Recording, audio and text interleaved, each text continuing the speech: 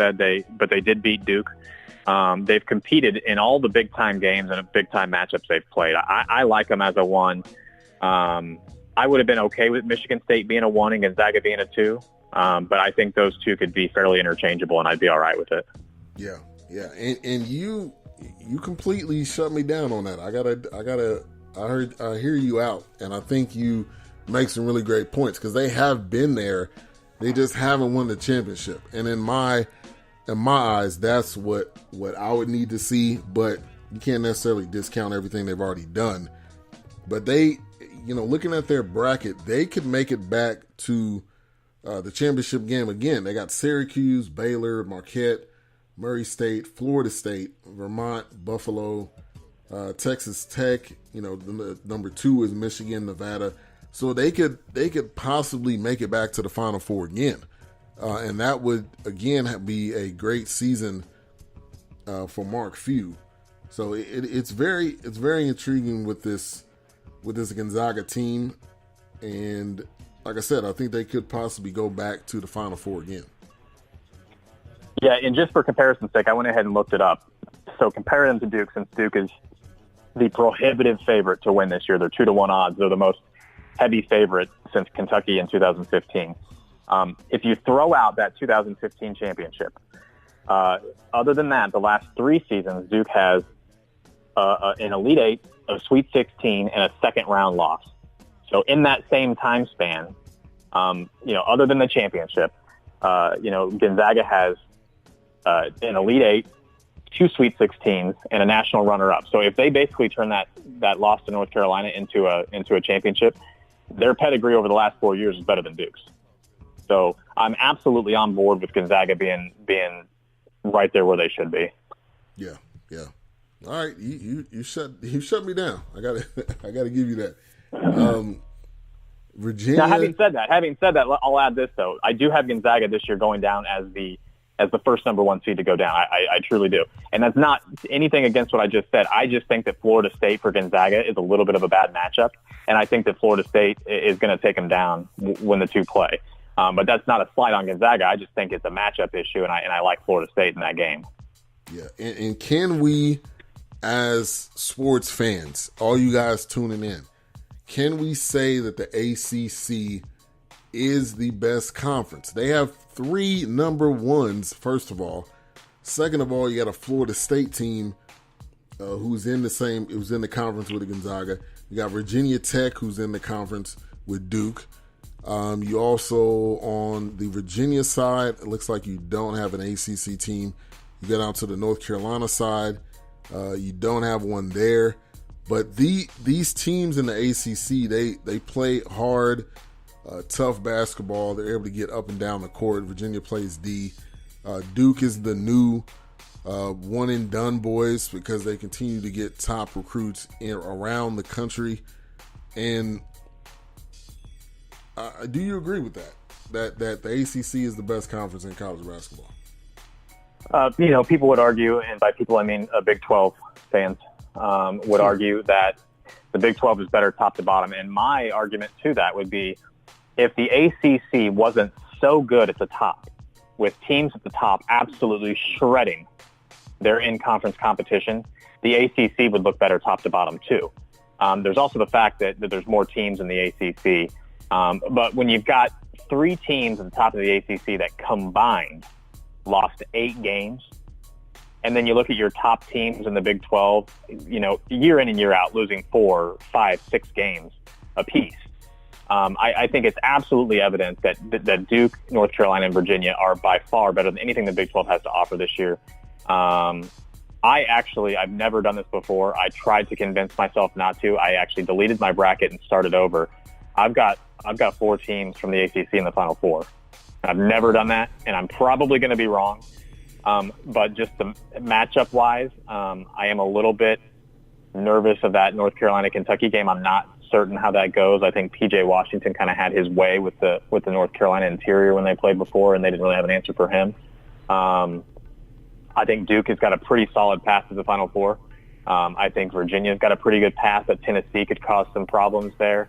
And like I said before, I do like Florida State over Gonzaga to go to the Final Four there. So I'm not sure it'll happen. It was probably a mistake putting it down, but I like the matchups that I see, and I like the potential of all those ACC schools to get there. Yeah, and I think with Duke, and I talked about this with a friend of mine, I think that they have an easy pass to the Final Four. If you look at that whole conference, a friend of mine was saying, well, you got Mississippi State in there. I understand that, but is anybody on that team going to be able to guard Zion? And then we sleep on Cam Reddish because he doesn't get the ball that much, because you got R.J. Barrett as well as Zion, who are going to have the ball in their hands often. Virginia Tech, I think you can definitely they've already played Duke probably twice, so they're going to give them a run. Maryland, LSU, Michigan State. But again, with a full health of Zion, you see what these teams, they try. And if you're able to shut him down, maybe. But we haven't seen a team yet that's been able to shut him down. So I think Duke has a pretty easy road, in my opinion, to get to the Final Four. Yeah, no, I like their path. And, the funny thing is, I saw an article today, and BPI would argue that Duke actually now has a tougher path, than North Carolina. I don't buy it. But based on BPI metrics, they're saying that Duke's chances of winning the title actually went down like 6%, and North Carolina's went up 10 or 11%. But in terms of matchups, I really like Duke in all those games. I don't see any team in the region, or honestly even in the country, that's going to shut down Zion Williamson. Right now, he is a man among boys for the most part, and he's just so athletic. He's so powerful. He's got everything that he needs to play in the NBA. And a couple of years from now, if there's another Zion, he's not going to have to go to college. He's going to be able to go straight to the pros, just like Zion Williamson should have. But yeah, I like their path to get to the Final Four. I think they're probably either the best team or the second best team in the country. I think when North Carolina is playing their best and not shooting, 5 for 100 from the 3-point line, I think they're right. I think they're right there with them. And, I think it's, when you think about it as a North Carolina fan, I think, if you think about what would North Carolina have been if they're this good without Zion, had he committed to the Tar Heels, I honestly think they might be undefeated, because Zion Williamson is kind of like, Michael Jordan on the Toon Squad. Like, they're all just average without him, and then you throw him in there and it's like they're beating the Monstars. And Zion Williamson's just been phenomenal this year. And even the games where Reddish can't shoot and where the only other scorer is Barrett, somehow Zion plays just well enough. Even if the last play of the game is a travel, which it was against North Carolina, he's just that good. Yeah, and on both sides of the floor. And I appreciate the guy that does the commentating. For some reason I can't remember his name, but he was very, very complimentary of Zion, not just on the offensive side of the ball, but also on defense, just reading plays, being able to get into the passing lane.